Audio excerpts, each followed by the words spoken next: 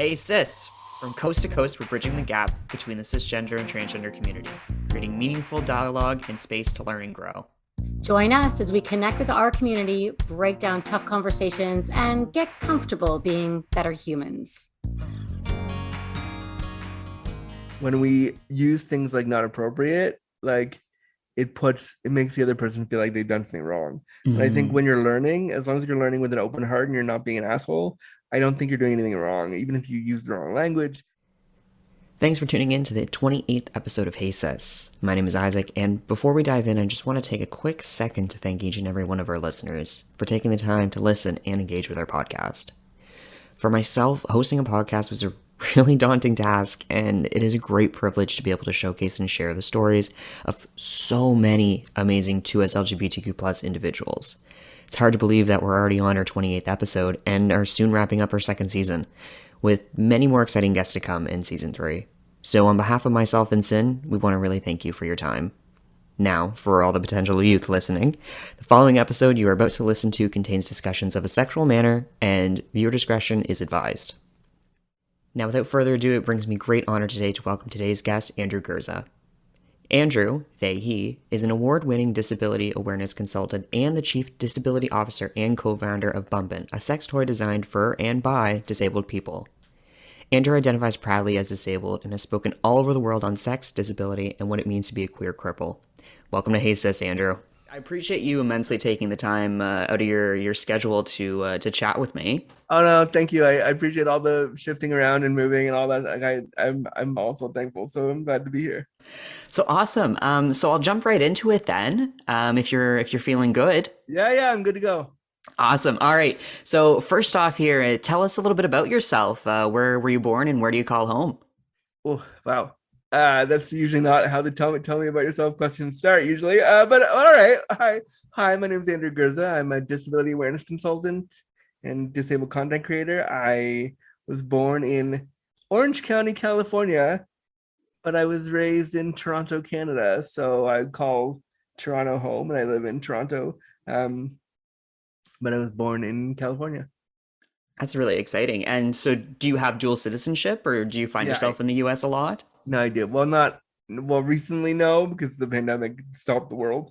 But I in the previous years, I've done a lot of traveling back and forth to the US for talks that I give, because I also, as a disability awareness consultant, my job is to talk about sexuality and disability. So I speak a lot about that in talks and podcasts and things like this. So yeah, I travel a lot for work. And this is the nitty-gritty question, but maybe let's dive into a little bit about your experiences as a queer disabled person. What's it like living in Toronto as a queer disabled person? Inaccessible is the first word that comes to mind. Most of Toronto, we have a strip in our city called Church and Wellesley, which is where all the queer disabled people kind of cohabitate in Toronto. I don't know where you're based, but in Toronto is where kind of the queer scene is, and every bar on the strip where everybody goes is inaccessible. They all have stairs going up to them. So my experience of queerness as a full-time wheelchair user, I guess I should back up. I'm a full-time wheelchair user. I live with cerebral palsy. I need help in my care with all the things that you took for granted this morning, like brushing your teeth, putting on a shirt, like going to the bathroom by yourself. All of those things I require a person for. So I am very, very, I like to call it super disabled, because I'm really disabled. And so, my experience of queerness is also kind of marked by that, because particularly queer men, the community that I look to for sexual partners or partners in general, they're super ableist, and I don't feel connected to my queerness a lot in the community. In fact, I don't like going to queer spaces because I'm just not included. And do you feel that's a big barrier? And I'll make it more specific within the Toronto area for yourself to get involved within the community. Do you feel like accessibility is a big issue? Yeah, 100%. I feel like I was saying, most of the bars in the city are not accessible. I can't go to most of the like top bars where everything happens, where you go to meet somebody, or where you'd have like a sex party, or where you like all the queer stuff that happens would happen. So I think accessibility is a big issue, and a lot of the bars in Toronto, when I've approached them and said we should find a way to make your space more accessible, they'll say things like, "Oh, we don't have the money." And then I look at their Friday and Saturday night roster of people coming in, and I go, all these people patronized your bar and paid a cover charge to be here, or bought a ticket to be at this event, and you're telling me you can't find the money. And I find that a little bit a little bit silly, because we have fundraisers all across North America all the time for HIV and AIDS at bars. I see this all the time in like New York and like Washington and all the places where all the big queer, and like LA, all the big queer places where things happen. There's always fundraisers happening for queerness, right? So my question is, why the fuck aren't we having like drag queens and go-go boys and all these big lavish things to promote accessibility? Why can't we have a fundraiser for a ramp at a club? Why can't we have a fundraiser for proper access to a club? Like, I just think that the number of dollars that white cis able-bodied gay men have could really be used to fix this problem. Yeah, and it's crazy. I mean, I'm not into economics or anything like that, but I wouldn't assume that it would be very expensive either to install a ramp, or to at least have an option for more accessibility, especially since as we know in Toronto, there's a lot of money there. Yeah, there's a ton of money there, and I think we just, what that boils down to is the queer community, and I've said this before and I'll say it again, the queer community is ableist, and we have a lot of work to do to fix our ableism, figure out, why don't you want these people in here? Why don't you care enough to make it accessible? If a queer bar said, and this is not the same thing, but it sort of is, but it's also not. If a queer bar said, we're not going to allow trans people in or non-binary in, the community would be up in fucking arms. Or if they said, we're not going to allow queer people of color in tonight, are you kidding? The world, we would be up in fucking arms. But for some reason, when it comes to disabled people wanting access to the same kind of space, it's like, okay, well, sorry, we can't get the money. Good luck to you. Bye. Yeah. And it's easy for organizations too to fall on that idea that, like, oh, it's a financial thing, like we can't afford to do it. Meanwhile, to your point exactly, like they're able to bring in all these, drag queens and drag kings and drag performers and performers in general, and pay a whole lot of money to have them perform, yet can't put in, a $200-$500 ramp so that individuals who need access have access. So yeah, it just boggles my mind, and it will never be something that I'm okay with.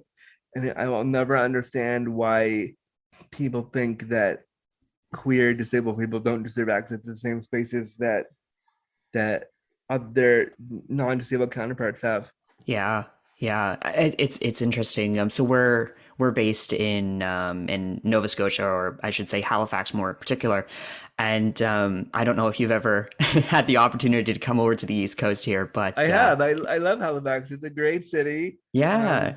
And when I was there a couple of years ago for in 2018 for Halifax Pride. I was a speaker there. Oh, and awesome. I loved it. I fell in love with the city, and I was like, I could move here tomorrow. I'm a small town boy. I was raised just outside of Toronto. So like I thought I would want to move to the big city for like, all the big city queerness. And then when I got here, I was like, oh yeah, this is not what I wanted necessarily. So if I could move to a small town and still have access to my sexuality, I would totally move there. Yeah. I was gonna say too. So when I travel through Halifax, the one of the biggest questions that I always have in my head is like, how are individuals with disabilities, more in particular, disabilities within like mobile, like difficulties moving around, how are they able to get around in Halifax? Because if you're on, I'm going to use locations, but that you might not know, but if you're on Barrington Street, Halifax is pretty accessible if you're going, east to west. But as soon as you start to try and turn to go up like Spring Garden Road, it's like a 90-degree angle. That there's one hill out there. I can't remember where I was. My friend and I that was taking care of me when I was there. We had to go up one hill to get somewhere to go to lunch to meet somebody.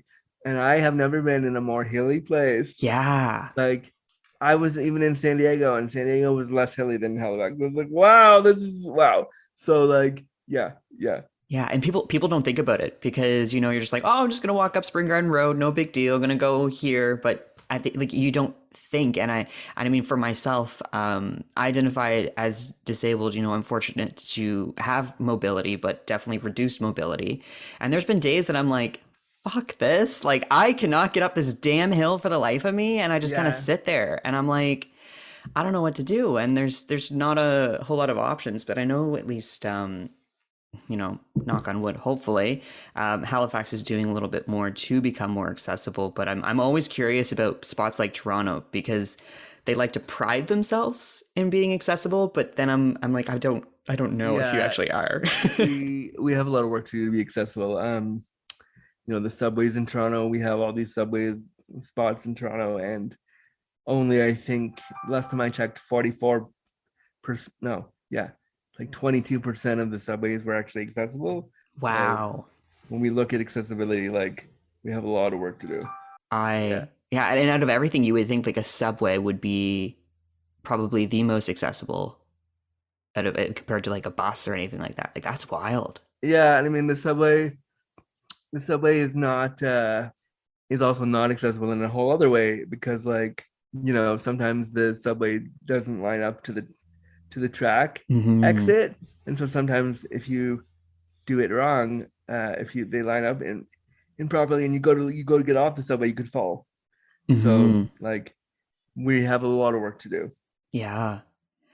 So jumping back a little bit, and in your bio, you identify as a cripple, and I know personally, reclaiming terms, especially those historically used as slurs, can be really, really important to develop and grow one's identity.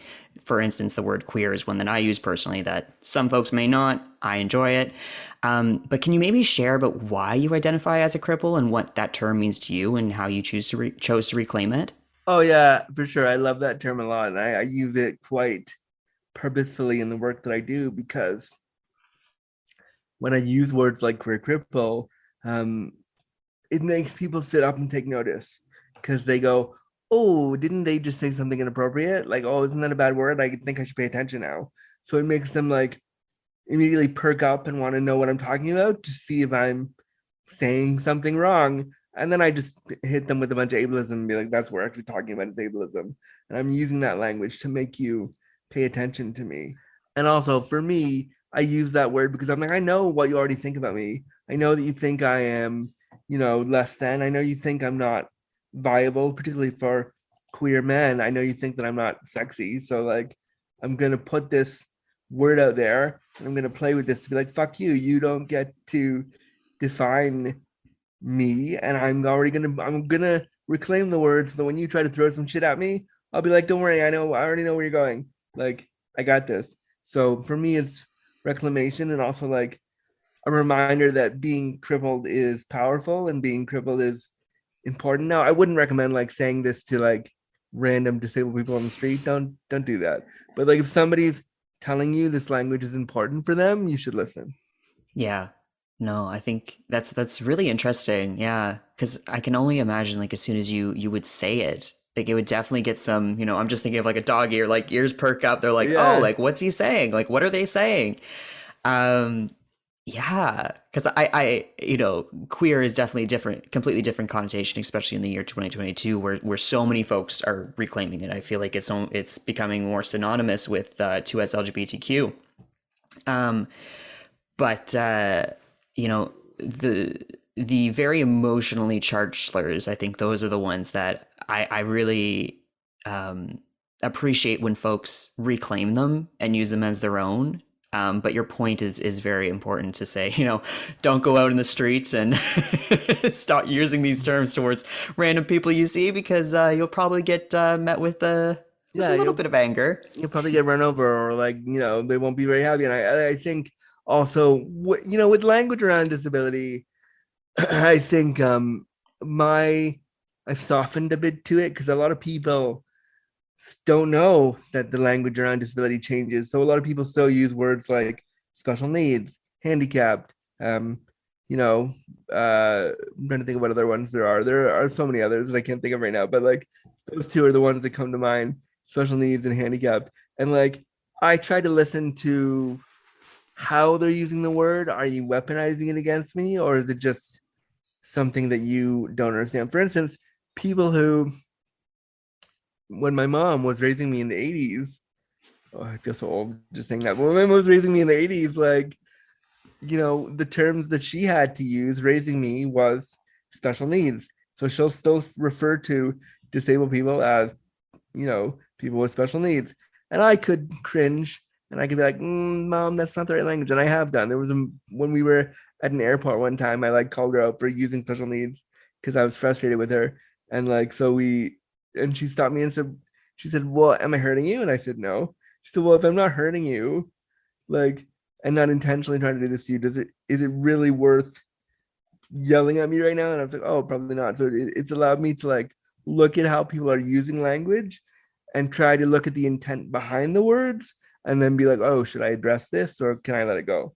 Mm, that's a really interesting point. Yeah, because sometimes it can be difficult, especially if and feel free to jump in if I'm saying anything that speaks to you. But if you're trying to explain, you know, your disability to another individual who might not have the same amount of knowledge, especially older individuals, you kind of have to fall in a lot of those terminologies that might be a little bit more Outdated not or appropriate. antiquated. Yeah. Yeah.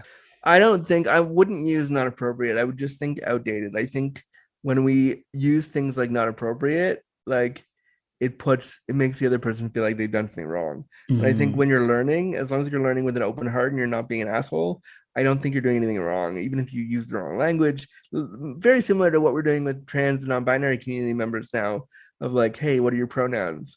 Like, Mhm. and you know, my pronouns change constantly and I fuck up my own pronouns all the time. And so like I think that we need to be not dismissive, not like forget that people can say mean things, but just be aware that people are learning. It's a learning process. Dismantling ableism and dismantling all those things is a learning process. We have to be open to letting people learn where they are and not expect them to know tomorrow. And I think, you know, our social media world now has this like false expectation of like if you don't know, you're somehow less than, and I feel like that's a problem. Yeah, I love that. I really, really love that, and it really, really speaks to your advocacy work. And I wanted to ask too, was there anything in particular, kind of within your childhood as you were growing up, that kind of sparked your passion to go down the route of advocacy, more particular towards yourself? I know as a wheelchair user, as a disabled person, as a queer person, of course, we're going to advocate for ourselves, but more importantly for others and for whole communities. Um, that's a big question. Sorry, I'm loading them up on you. In my childhood, I wanted to be a lawyer. I wanted to be like dun dun law and order like lawyer person. That was my dream because I'd seen lawyers on TV and I was like, they're cool. They get paid a lot of money and they're cool. And most of the lawyers I Heck was watching yeah. on TV were like hot. So I was like, I want to be that. And then I got into Canadian law and I was like, oh, this is really way more boring than I expected it to be. So kind of halfway through my disability career of doing my master's at Carleton U and back in like the early 2000s. Also, I feel old saying that, but like doing my master's, I realized that like I don't necessarily want to go into law. I want to look at disability activism. And then for me, a big thing around activism was like, I want gay men to pay attention to me and I want to be sexualized positively and I want to get laid and I want all these things to happen to me and I want relationship and I want all this stuff. And so maybe if I start talking about sexuality and disability, then they'll pay attention to me. So my advocacy kind of came from, if I'm honest, a selfish place of like, I want gay men to notice me. If I turn myself into an activist, or not an activist really, because I don't know if I love that term, but if I turn myself into like a disability awareness consultant, maybe they'll pay attention to me. And that's kind of where it came from. Mm. I personally, I mean, I'm only one individual. I wouldn't call that selfish whatsoever. I think it comes from a very sincere place, and you're doing a lot of amazing work that is assisting not only informing, cis white straight people about the queer community, but also debunking and challenging, the law and what we have in place around disability, and how disability has so often been in the background of discussions, and Or not really even in bringing the it to the discussion. forefront. Not even in like, we would love, look, many disabled people right now during the pandemic would love it if disability was even in the background. It's not even in most discussions, Yeah. unless you're like trying to be inclusive and diverse and all that like bullshit buzzwords that we use in like when we talk about marginalized communities, inclusion and diversity. I hate it so much because it's like, you're only doing this so you can like market yourself as amazing. Can we find a better way to talk about this, please? I hate it. It makes me cringe every time. And most of my job is working with inclusion and diversity, like places in universities. And so I have to just swallow it and be okay with it. But deep down inside, I'm like, we need to find better language for this. I could not agree more. I think it's easy to grab those buzzwords and run with it, but we need to know what the what flavor is there behind, like is your What actual is your intention with intent? us. Yeah. Yeah. But yeah, like I do consulting and work on the side, and my goodness, I can't even tell you the amount of times that people just like throw DEI out there, and I'm like, okay, like, but what are you actually doing? Like, Yeah. are you just pulling these out of your ass and being like, okay, cool, this is our DEI strategy? And I'm like, okay, there's nothing in here when it comes to, racialized individuals. There's nothing in here when it comes to disabled individuals. There's nothing in here, like, you're missing so many people. If you're just focusing on women or like white cis straight women, then you're Yeah. missing everything. You're missing like trans women. You're missing like so many other disabled women. You're missing disabled women of color. You're missing like so many populations that you should be speaking to. And like, I think diversity and inclusion, like, I'll take your money to check your box. And I've done that so many times for universities and for groups, and I love doing what I do, and I'm very proud to help you check that box. But at the same time, like, fuck, we have to do more. Mm-hmm. Yeah, and I'm a big believer personally that all it takes is one individual to just start asking those questions and being like, okay, like we need to be doing more. Like we're missing XYZ here. Like let's work towards doing that. Let's reach out to someone who's actually within these communities to actually go through and figure out what we're doing wrong. Yeah, exactly. Yeah, and invoking people to do that is always the trickiest part, but got to start somewhere. Yeah. Yeah. So I want to bring it back a little bit again. So you said in your experience in particular, dating and navigating sexuality is a difficult aspect. And if I can dive into this question, I'm ready. are you ready? All right. So how are you navigating the dating scene as a disabled queer person? Like, are there resources out there that you're finding are helping you out? How are you making connections, especially during COVID? I think that's. You can see me shaking my head. I don't date Yeah. anymore. I've not that I've given up, but I'm just fucking exhausted.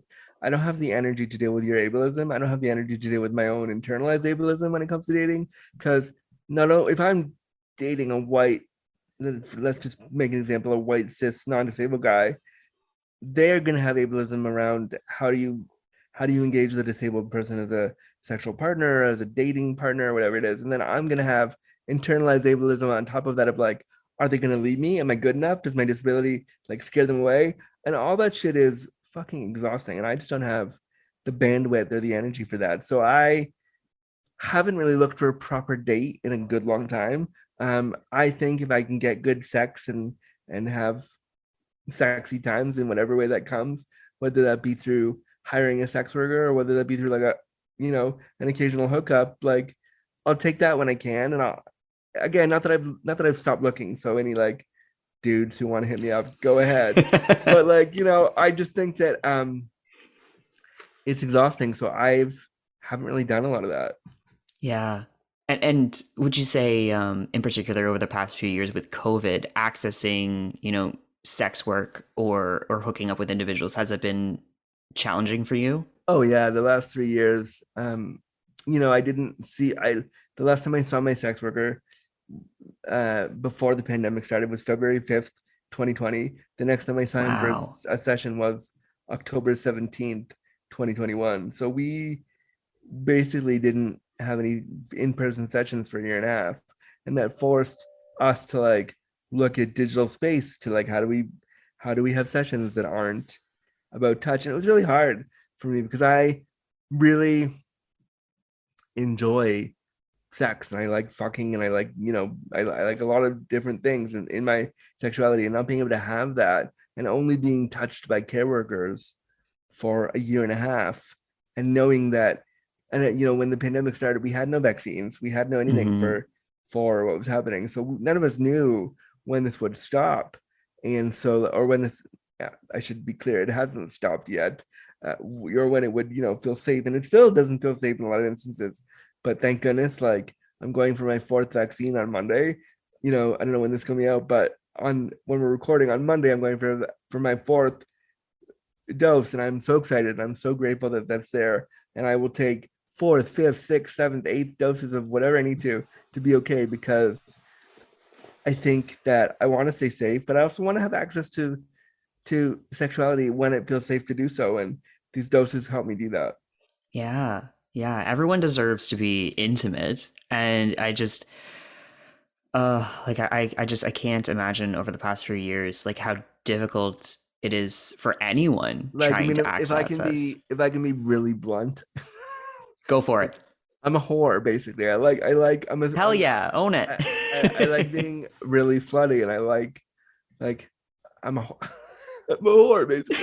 And I like sex, and I'm not ashamed that I like it, and I wanna I want to put all the dicks in my mouth all the time. And and so not being able to do that, and I mean it's even pre-pandemic, like I would only rely on my sex worker, because I found meeting guys on the apps and meeting guys and trying to meet them in conventional ways was fucking impossible to do. And like I would want to meet a guy and they'd be like, "Oh, you're disabled. It's too weird for me," or "I can't deal with it," or like, "I'm so sorry you're in a wheelchair. Like, but can you still fuck?" And it's like, "Well, come over and I'll show you." Or Oh, like, maybe I don't want to spend time with you. So like sex work has been something that I'm really proud that I'm really privileged that I get to have access to, because it is like upwards of $300 an hour for to work with a person. And I'm mhm. lucky that I'm a freelancer and I get to do that. But a lot of disabled people in my position don't have that money and don't have Yeah. those funds. And I think the government of Canada needs to decriminalize sex work, not regulate it, because I don't want the fucking government telling me whose dick I can suck and whose dick I can't.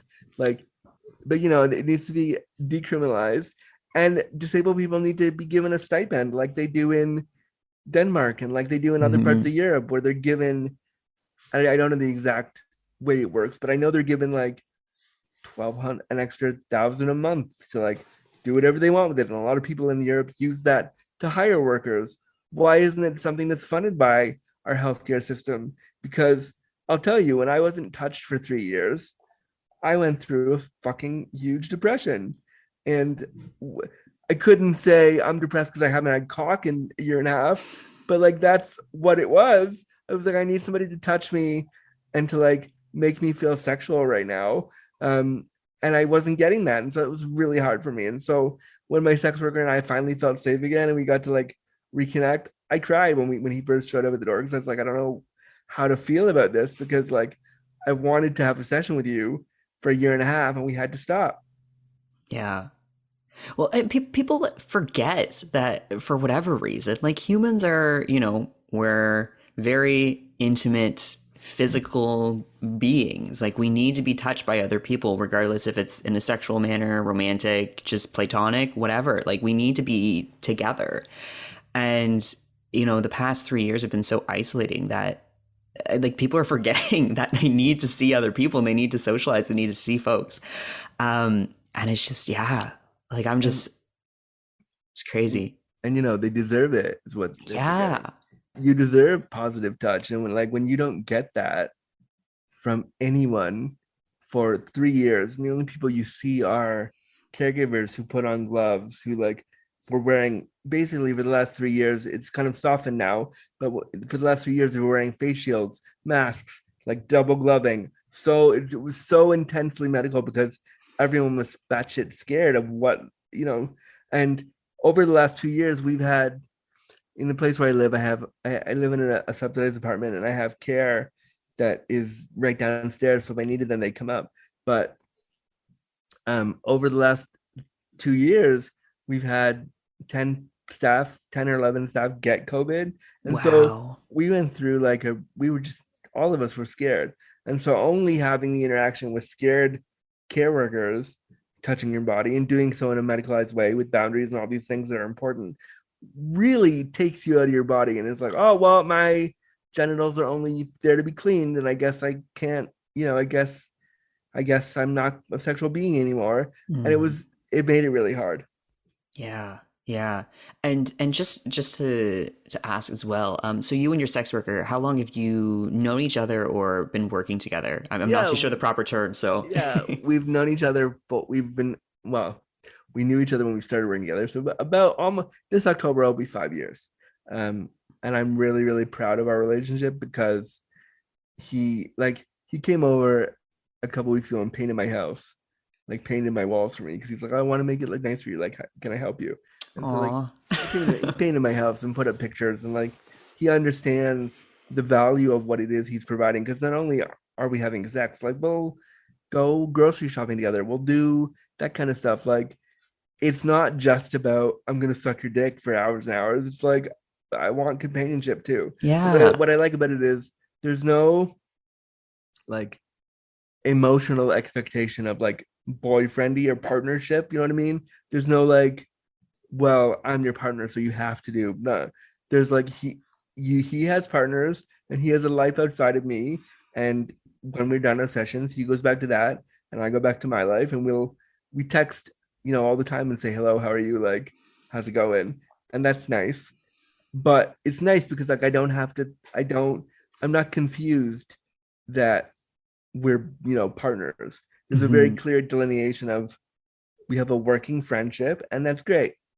Yeah, no, that's really important, and I think a lot of folks too, when they think about sex work, like they just think of like one night stands, or like just paying someone at cheap motel and then you're running off kind of thing, and that's great for some people, but I think so often folks don't hear like this side of it, where it's like long term, relationships, and that there's so much trust built between two people, and it's positive and happy, and you know Yeah, like I tell him all the time, he's the longest relationship that I've had with a guy ever. And so like it's important for me to recognize that, but also to recognize that he's a person outside of me, and to expect things that you would in a non-working relationship is not fair. And so when we first started working together, he kind of had to see, because I'm disabled and I don't get to explore that very often.